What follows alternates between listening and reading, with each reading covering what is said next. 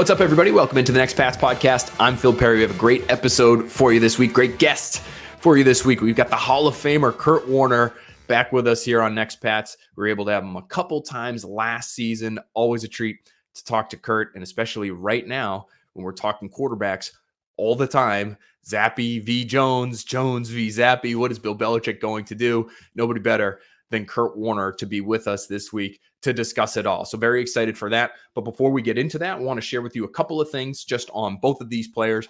Number one, as far as Mac Jones's injury is concerned, what I was told recently was that this was deemed to be a 4 to 6 week injury, and 4 weeks and 1 day from the day he was injured against the Ravens would be Monday night against the Bears. So that would still be on the early end of that return timeline, relatively aggressive timetable for Mac Jones to return from that high ankle injury, but certainly within the realm of possibility. And as I said, after the game in Cleveland, my expectation is that he'll be healthy enough to be on the field and that he will be on the field and in uniform starting for the Patriots, just based on people that I've spoken to and the conversations that I've had with people that are close to this situation. Now, as far as Zappe is concerned, he's impressing people around the league after these 3 games, 2 starts, 2-0. Yes, against 2 of the worst defenses in the NFL, but was able to talk to a couple different evaluators, one coach, one scout recently about Zappe, and I'll tell you what they said about the Patriots rookie quarterback. The AFC defensive coach I spoke to said he sees it well. He's accurate, good touch, good anticipation, not a great arm, but he has the touch and anticipation to throw a good deep ball. They may not ask him to drive it down the middle of the field all that much, but he has enough to threaten deep. I mean, that is a great pick by them. In the 4th round, he could be a really good backup for a long time, which has a ton of value. Now, the AFC scout that I spoke to said he's the high end of what you drafted him for. He's a backup you could win a bunch of games with in the right situation. In the wrong situation, it could be a mess, but surround him with the right pieces and the right coach, and you get what you've seen. It helps that they're running the hell out of the ball and scoring on defense every other week. They shouldn't be winning these games on paper based on who's back there, but they are. And I would even go back to the conversation we had with Bailey Zappe's college offensive coordinator, Zach Kittley, who worked with him at Houston Baptist and at Western Kentucky. Zappe actually followed Kittley to Western Kentucky. You can go back in the Next Pats archives and you can pull up that conversation. But things that people are saying about Bailey Zappe in the NFL now are things that Kittley told us about Bailey Zappe months ago, just after he was drafted by the Patriots. And part of the reason he sees it well and anticipates well and he's smart and all of these things that I just described that I'm hearing from people around the league, I think are due in part to the fact that he played in a system in college that Kittley told us was incredibly varied. Gap run schemes, zone run schemes, shotgun, under center, all sorts of different concepts that were implemented in that offense run by Kittley at both schools.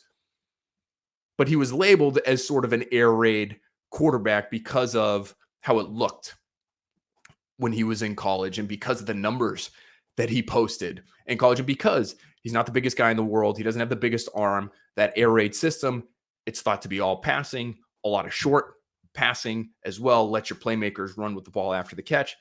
And certainly Bailey Zappe's benefited from that at the NFL level here with the Patriots these last few games. His average depth of target near the bottom of the league. But it's working. Why? Well, because he's come into a system. And yes, it may be dialed back, and we're going to talk to Kurt Warner about that. But they are doing a variety of different things. Play action, drop back, shotgun, under center, screen game. Some variety in that screen game we saw from the Patriots last week in Cleveland. So it makes sense that this is someone who's able to process a lot during the week in terms of putting a game plan in. But then in real time, he's able to process as well. We see some of these throws, stepping up in the pocket over the middle to Tyquan Thornton, saying no to a slant flat combination on the right side near the goal line in Cleveland, and then coming back to an over route to his fellow rookie Tyquan Thornton for a touchdown. Some really, really impressive high-level quarterback play from this player. And maybe, just maybe, we should have anticipated that he had the ability to do these kinds of things based on what we heard from Zach Kittley. Because now, as we're hearing from people around the NFL who are watching Bailey Zappe closely, they're really, really impressed. You know who else has been really impressed by Bailey Zappe? It's our buddy Kurt Warner. So we're going to have our interview with Kurt Warner about Bailey Zappe, Mac Jones, what Bill Belichick should be doing, what he should decide here. If Mac Jones is healthy, which direction he should go at that quarterback position. Then after that conversation, make sure you stick around because we are going to be regrading the 2022 NFL draft class for the New England Patriots. And oh boy, was your boy taking some L's back on draft weekend, not knowing it at the time. I love doing that just about every year. We throw grades on these draft picks because it gives us a real picture. It gives us a real idea of how we feel in real time about those picks, and not only how we feel, but about how the league feels about these picks in real time, because that's what reporting is, right? It's me reaching out to executives, GMs, personnel directors, scouts, coaches across the NFL who are studying these prospects really, really closely, getting a sense for how they feel the Patriots have drafted, and then me getting that information out to you, in this case, via grades. You're going to love some of these grades, though. And when I say you're going to love them because you're going to die laughing listening to some of these. It looks like I could not have been more wrong on some of the grades that I slapped on these picks, but that's part of the fun, right? So we'll go back and we'll check in on those grades as well. But first, check out our conversation with Kurt Warner right here.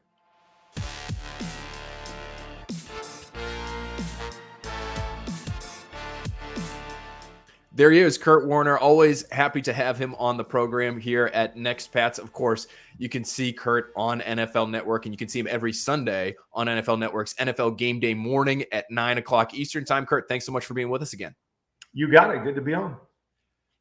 Nobody better to have on with us this week as Bailey Zappe fever really reaches its height here in New England, Kurt, because you had a tweet the other day. It says, after watching Patriots Browns, I've concluded Bailey Zappe understands the game, what he's looking at, and processing info. And then you had a note about the Browns. You said, and the Browns D is a tough watch. Good players, but seems like everything is always open and they make offense easy. But I wanted to ask you about the Zappe portion of that tweet. What was it about his performance the other day that led you to say, hey, this guy understands what he's looking at out there? Well, I think the bottom line is that when I watch quarterbacks on tape, I watch them in essence based on how I played the game. And so I want to see how they play in the pocket. I want to see how they process information. I want to see where their eyes go on different plays and versus different coverages and all of that. And, and that's what I've seen from Bailey is that, the system is fairly simplistic right now. But regardless, it's about, knowing what you're looking at and being able to get through your progressions and get to your guys on time, and then giving your guys an opportunity to make a play. And he's doing all of those things right now. And so it's been fun to watch, build a little bit of a relationship with Bailey, through this process. And so it's been fun to watch him, have the opportunity to play. And he just looks poised and comfortable in the pocket. And I think a big part of that, because we always want to say, well, he's a young guy and we expect, young guys to do this or make these kind of mistakes. And I'm a firm believer that it doesn't matter how old you are, as long as you get accustomed to the speed of the game. If you know where your eyes should be, you know what you're looking at, you know how to process information, that you don't have to go through huge growing pains, in terms of having to figure it all out and go through a bunch of games where you struggle before, you start playing the game. If you understand how to do it, and you understand where you're supposed to be. And like I said, sometimes the game will speed up on you, but as long as you can acclimate to the speed of the game, I believe you can have success. And that's what we're seeing from this young man right now. Is he helped in terms of that acclimation process by the system itself right now, based on what you've seen from it, Kurt? You said it looks relatively simplistic. What are you seeing from this Patriots offense? Because that's part of the discussion here now too, as we look at, how things went with Mac Jones through 3 weeks, and he's throwing the ball down the field more than he was really last year, it looks like. And now maybe they're using more play action with Bailey as opposed to how they were working it with Mac before. What makes you say that it looks a little bit simplistic, and how has that maybe helped Bailey in terms of dealing with the speed of the game? I mean, let's start with the fact that early in the year, they weren't playing defense and running the football like they are now. And so to be able to do those two things, it helps everything. It makes everything easier when teams have to come down into the box and leave you with one-on-one situations on the outside, or what we call a middle close defense. It makes things easier for you from an offensive perspective. And so, they're playing really good, outside of the quarterback position. And it helps to allow that quarterback position to be a complementary piece. But usually what I mean when I say simplistic is that you're seeing the same plays run over and over. That they're basic concepts, that most people have in. And, quite frankly, they're concepts that, you may have had in from the time you were in high school or even college. And, some people might look at that and go, well, that's a knock on, the creators of the play and the play design and all. I don't necessarily think so. I think sometimes we make football way too hard and we try to, dial it up with all these different bells and whistles instead of just having good quality concepts that work. And, that's what I'm seeing is, again, they're playing to their strengths, which is running the football. And then when they're getting the man-to-man or they're getting that middle close, these simplistic concepts are good concepts that can work, against that stuff, especially if you've got, players that understand it and can win in those, type of one-on-one situations. And so that's what you're seeing is that it's not overly complicated. It doesn't look like their playbook has, 200 pass plays in it. It's just, hey, we're going to be good at what we do and we're going to play to our strengths and we're not going to ask our quarterback or even, new coordinator and all. We're not going to ask too much of all these guys because we feel like we've got a good team that if we play it the right way, we can be successful. And that's exactly what you've seen, through the course of things. And you could go back to Mac Jones. And, I think that's one of the challenges for a guy maybe like a Mac, or other veteran quarterbacks that have played a lot. Sometimes you can get simple and it can get boring. I remember I went from, the Rams where we would have 220 pass plays in a game plan. And then I went to the Giants and we would have, 50 to 60, and they were primarily the same pass plays every single week. And, I really had to challenge myself to prepare the same way because it was kind of like, well, I know this, I get this. I'm kind of bored, I won't challenge me a little bit more. And so that's the fine line that you have to balance, as a quarterback and figuring out how to have success. And then, figuring out how to challenge yourself in whatever, type of system or situation you find yourself in.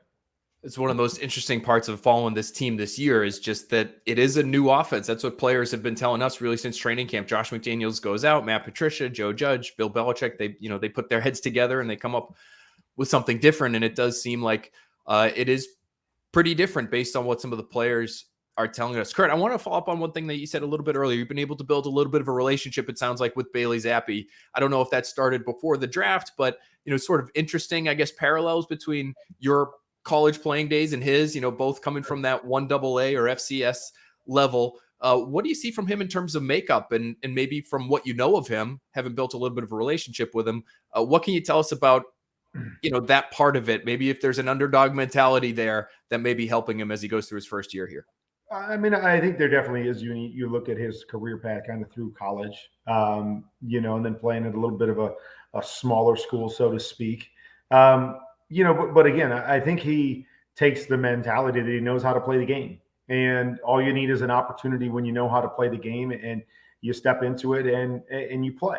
And, that's kind of what, I've seen from him is that, he's a young kid that wants to learn and wants to grow, but also is very confident in who he is, the records that he set last year. I know the stuff that they put on his plate last year offensively, asking him to make different adjustments and control things at the line of scrimmage, all that kind of stuff. When you've, been in those kind of situations, you feel like, hey, I can handle anything. I've been asked to do a lot of different things and I can handle whatever comes across my plate. And now I just need an opportunity. And, a lot of people might look at him and say, well, he doesn't necessarily fit the bill physically. He doesn't have the really strong arm or is not incredibly athletic like some of the guys that we see in the league. But again, to me, if you know how to play the game, if you know how to throw on time, if you know how to, and I say, kind of pass the ball. In other words, understand the different kinds of throws that you have to make in different situations. I believe you can be successful as long as your talent acclimates to, to the level that you're playing at. And without a question, we've seen that with Bailey. And that's why I think he's been able to settle in, knowing he's in a situation where he doesn't have to do everything, knowing that, again, they're not asking him to do a whole bunch of stuff, make crazy reads early in his career, that he just has to go back and play football. And he's doing that really, really well right now. I have to ask you, because we're at this spot now where it looks like Mac Jones is getting healthier, and Bailey's had a few good games here and 2 wins against defenses that certainly aren't near the top of the league, but he's, I think, exceeded expectations really across the board for everybody here locally. But what would you do, Kurt, if you're Bill Belichick and you have this opportunity to maybe go back to Mac Jones, or you have this rookie quarterback who's got the hot hand, so to speak? What would be your call here? Well, I mean, we can go back to 2001, and we remember what he did with his young quarterback. Then when the young quarterback was hot, even though they had the guy in Drew Bledsoe that they had paid a lot of money and supposedly committed to, and we know how that worked out with Tom Brady. And I think Bill Belichick, will kind of feel the temperature of the room and make the best decision for the team. I think he understands how to do that.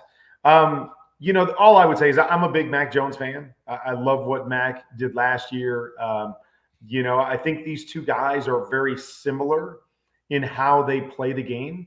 With kind of shoulders up first. Accurate quarterbacks. Make good decisions. So, I think that's the interesting thing is you got to see these guys play every single day. You've seen Mac play for over a year now, and who he is. And I think the bottom line is Mac was really, really good last year when they had a good defense and they ran the football really well and they went on a run. Well, that's what they've been doing right now with Bailey. And so I think the bottom line really comes down to which of these two guys do you think is better? Which of these guys, do you believe can be your long-term answer? I haven't seen anything from Mac Jones or anything from Bailey that I say, oh my gosh, you got to go with Bailey because, he does this better than Mac.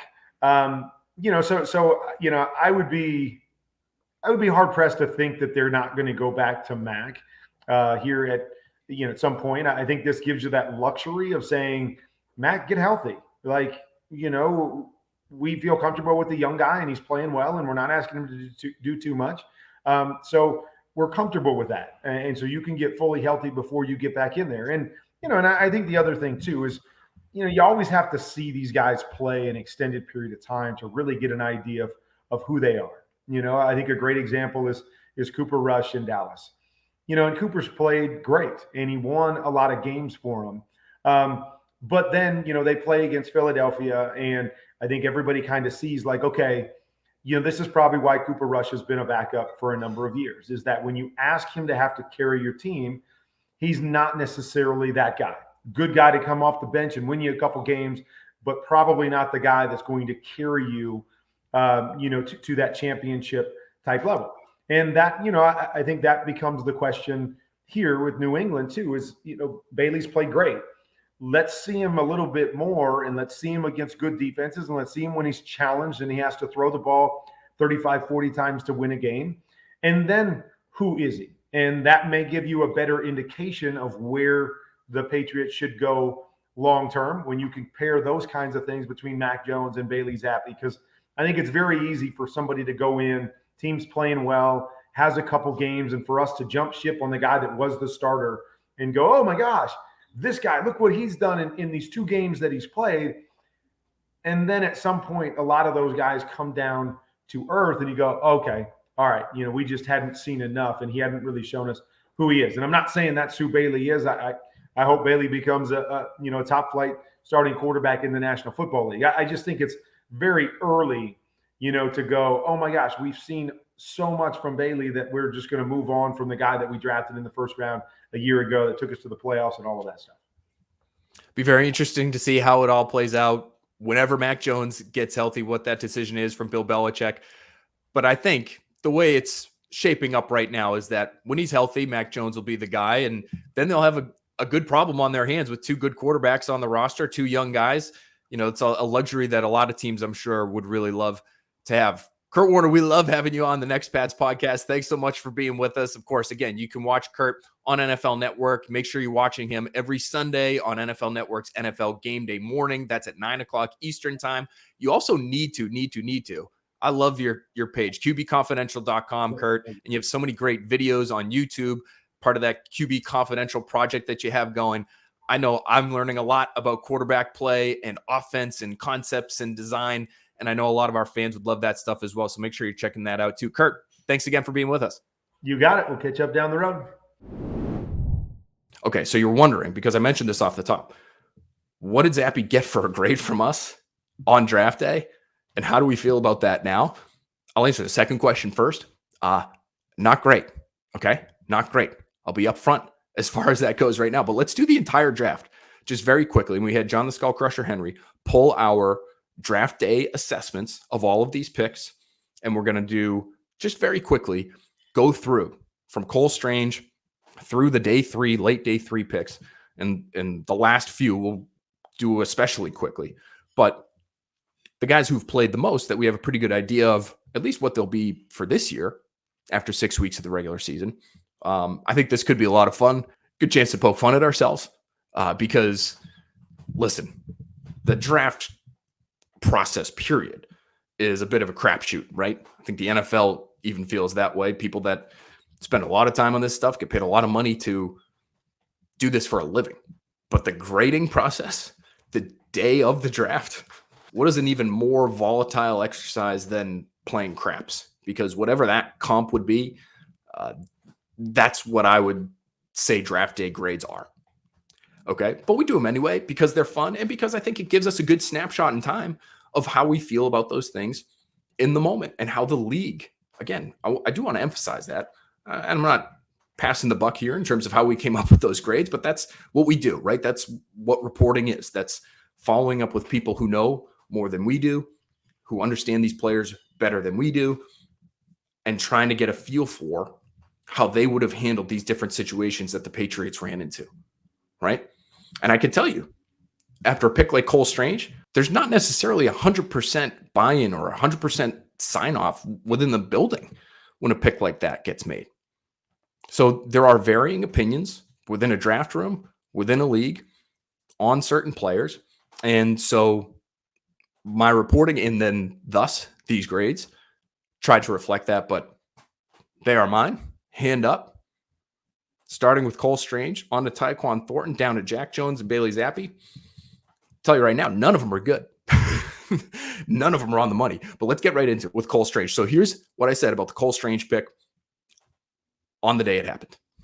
With their first round pick, 29th overall, the Patriots select Cole Strange, guard, out of UT Chattanooga. That's right, UT Chattanooga. Now, Cole Strange is an elite athlete, even if he went to a smaller school. 6'5", 307 pounds. He ran a 5.03 That's the 90th percentile for players at his position, as well as hitting a 10-foot broad jump. That's the 99th percentile. He has special movement skills. He's thought to be intelligent, but also nasty in the trenches, unafraid to finish off opposing defenders at the line of scrimmage.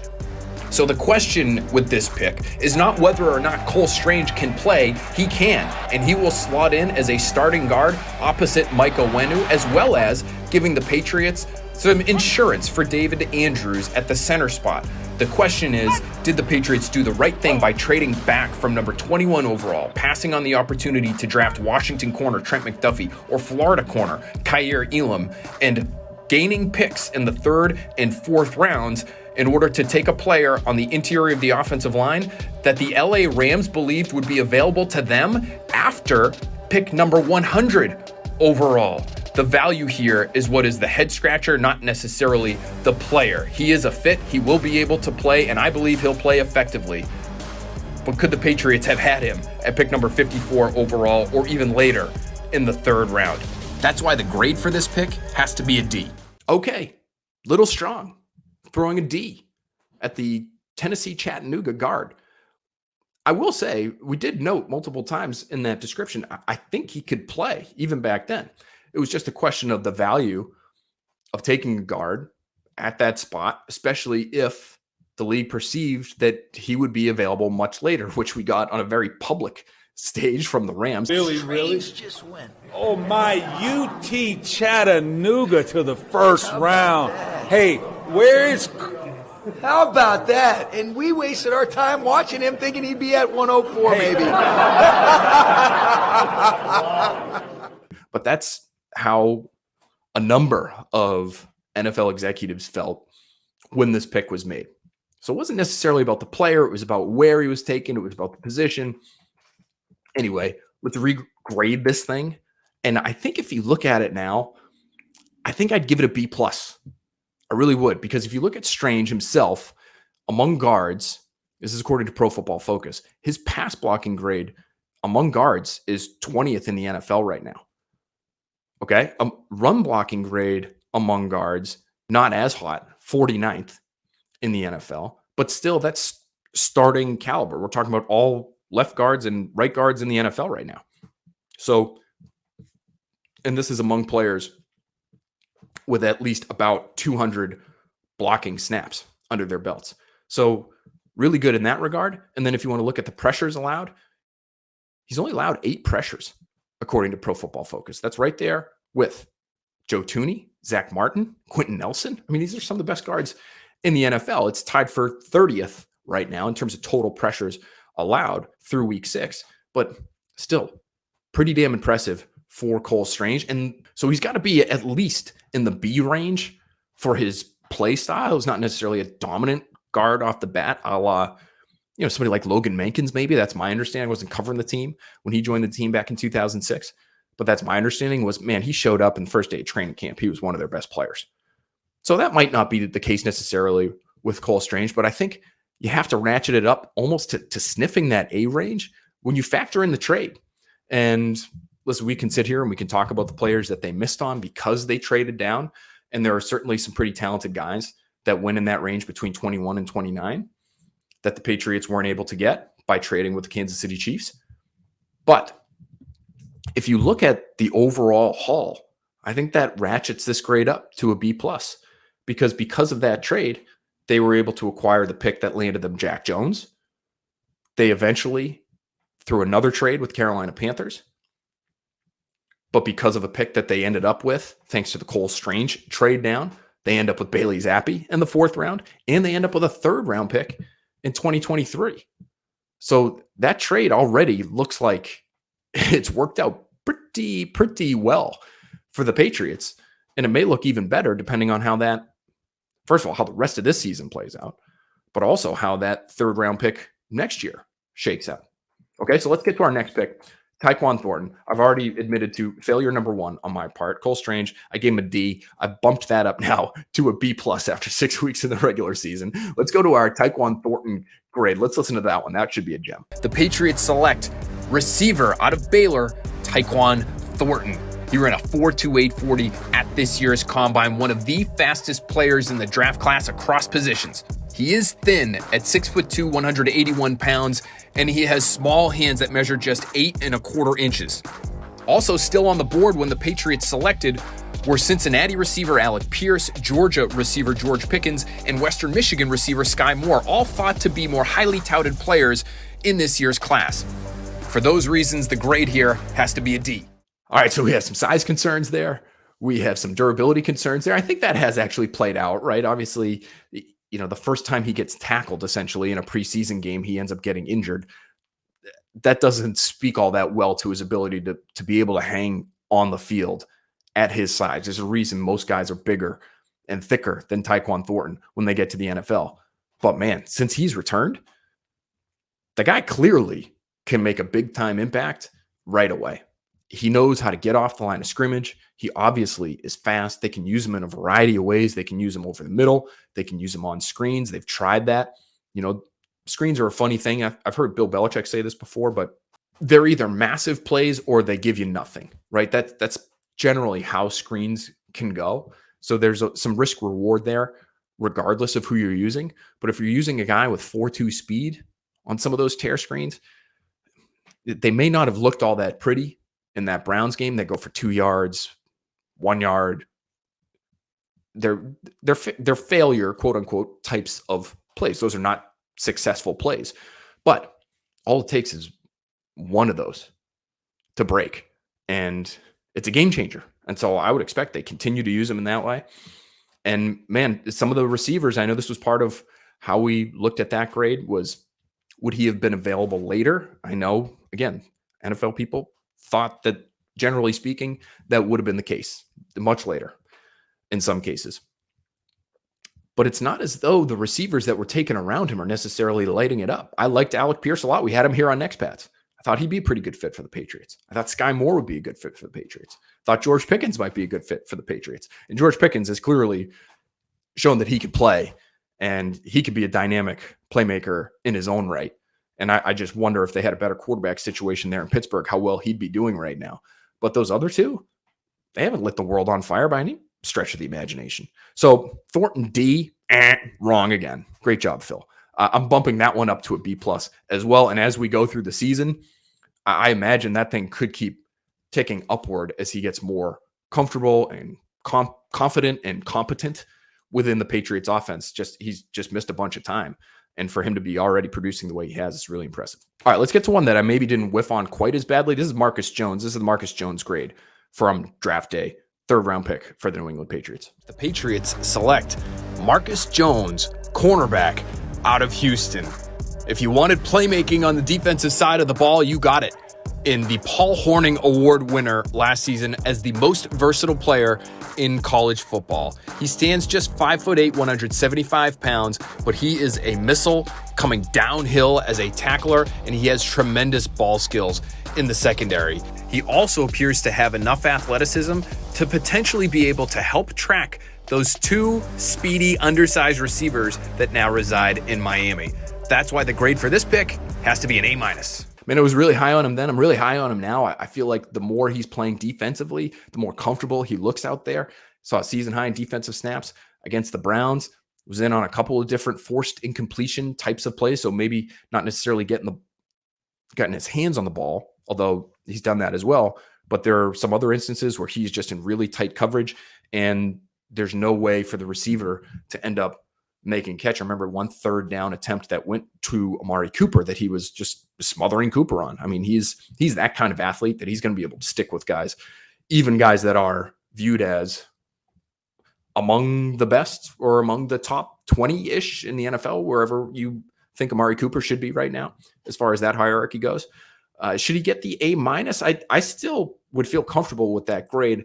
I guess we haven't seen him enough defensively to really stick with that as we stand here now, week 6, but we have seen him be explosive on the kick returns and punt returns at times. So I think a safer grade probably for right now, at least, would be a B+, but I think we were pretty close on that one on draft day. And to me, he really has not disappointed yet. It's just a question of being on the field more and showing us a little bit more. Let's get to Jack Jones. Here's our draft day grade on Jack Jones. Jack Jones, cornerback out of Arizona State.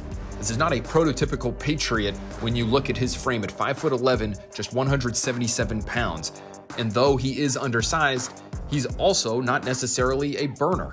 He ran a 4.5 40 during the pre-draft process. He put up tremendous on-the-ball production statistics during his collegiate career at both USC and Arizona State. He ran into a variety of off-field incidents at both locations that the Patriots would have had to have taken into account before making this pick.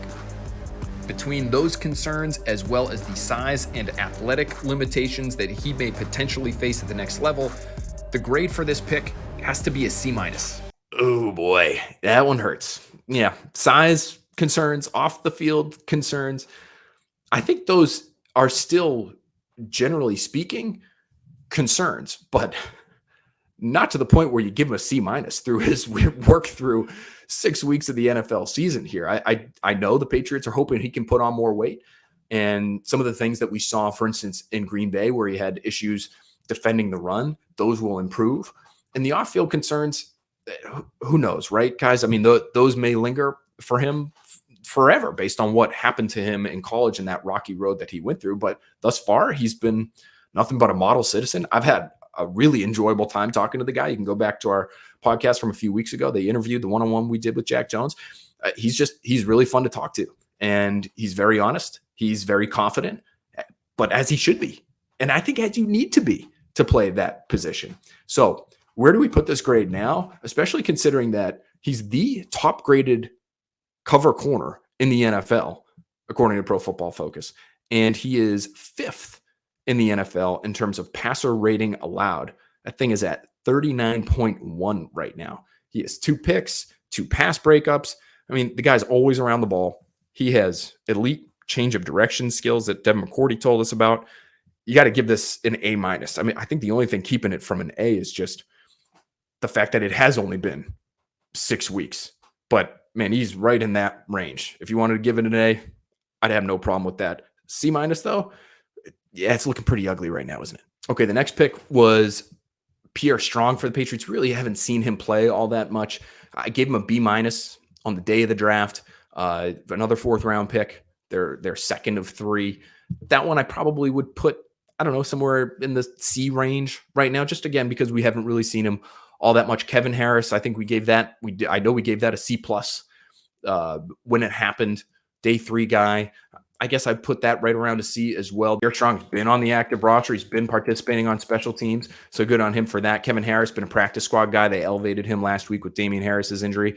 So these are guys that have been in uniform, that have gotten a little bit of work, but they're still right in that range where it's hard to say, whether or not that was a massively successful pick. I'd say the same is true for Sam Roberts and Chasen Hines. These are guys that are on the roster at least as day 3 guys. And so there's something to be said for that. Sam Roberts, we gave a C+. I'd probably stick with that for right now. Chasen Hines, we gave a C. I'd probably stick right there, C+. And Andrew Stuber, we gave a B- on the day of the draft, or the final day of the draft. He was their last pick. That one's probably incomplete, right? Because we're not going to see him. He got injured prior to training camp. And so unfortunately for him, we won't see him until 2023. But let's get to our Bailey Zappe grade. Okay, that's the one we skipped. I just wanted to give you the rest of our day 2/day 3 picks. Those are guys that really haven't played all that much. It's hard to say much about any of those. But let's go to our Zappe grade right now.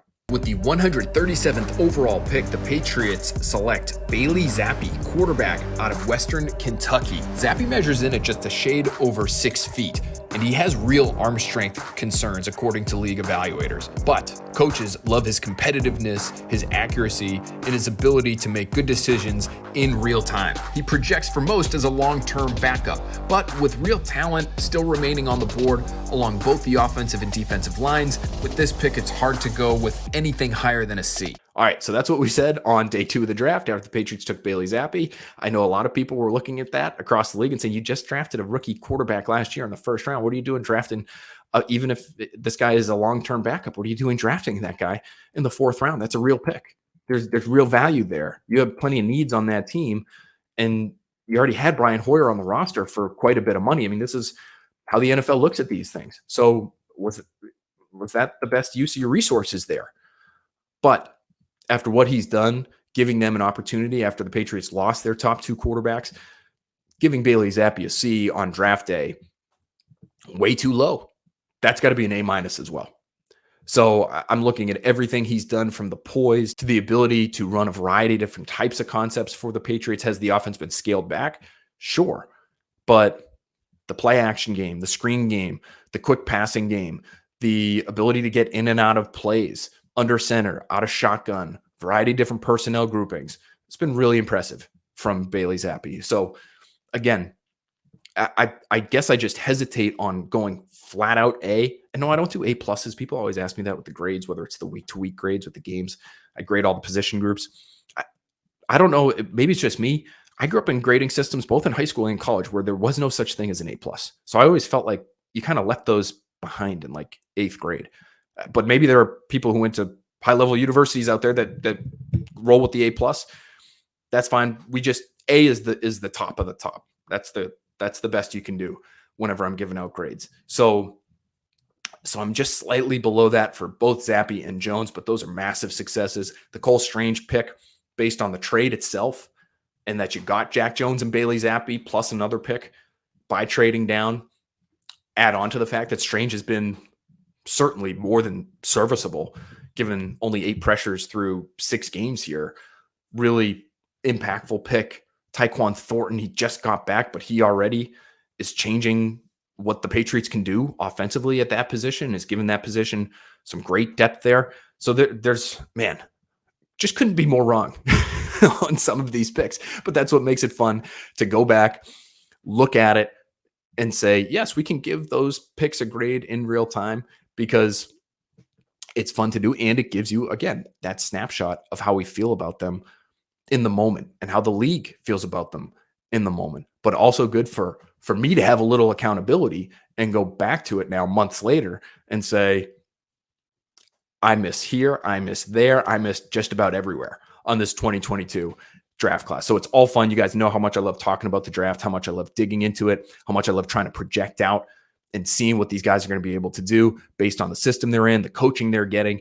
And kudos to the Patriots coaching staff and to their front office, because those guys should be really, really happy with what they've got from this year's rookie class. And if you look at it, guys, right, we've been saying for years that they need to start stacking draft classes together. And based on some of what they've come away with in 2020, 2021, 2022, you're starting to see that next Patriots core really come together, maybe in the same way where the Patriots started hitting on draft picks 2008, 2009, 2010, 08. You had Mayo and Slater. 09, you had Chung and Vollmer and Edelman. 2010, you got McCourty and Gronkowski. Well, the last 3 years here for the Patriots, 2020, they get Kyle Duggar, Michael Wenu, Josh Uche, Anthony Jennings. Those guys have flashed at times this year, but I don't know if we'll call them core pieces yet, but the other two, Owenu and Duggar, I'd certainly say that for both of those. 2021, last year, they get their quarterback of the future, Mac Jones. They get Christian Barmore, Ramondre Stevenson, who might be their best offensive player, period.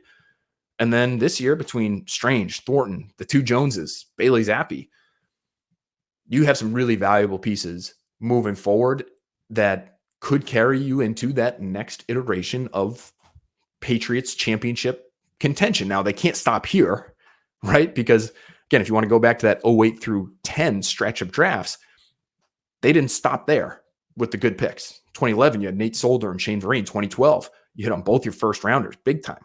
Chandler Jones and Dante Hightower. 2013, you get Jamie Collins, Logan Ryan, Deron Harmon. 2014, Brian Stork, who starts in a Super Bowl for you, even though he doesn't last long here. James White. Obviously you get Jimmy Garoppolo in that draft, but he helps you win a few games in 2016. That obviously was a Super Bowl season. Trey Flowers, Shaq Mason in the 2015 draft. Those guys weren't early picks, but they were huge parts to championship teams. Same with Joe Thuney in 2016. Malcolm Mitchell helps you win a Super Bowl in 2016.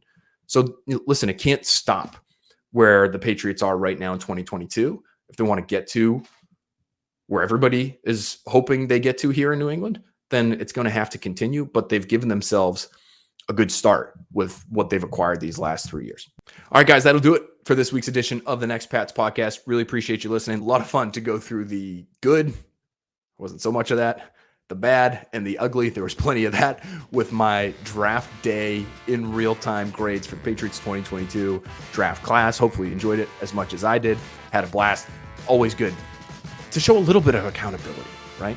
Make sure you're keeping an eye out for the next Pats podcast. We'll hit you with one soon after that Patriots-Bears game on Monday Night Football. Is it Zappe? Is it Mac Jones? We'll be breaking it all down next week, so we'll talk to you then.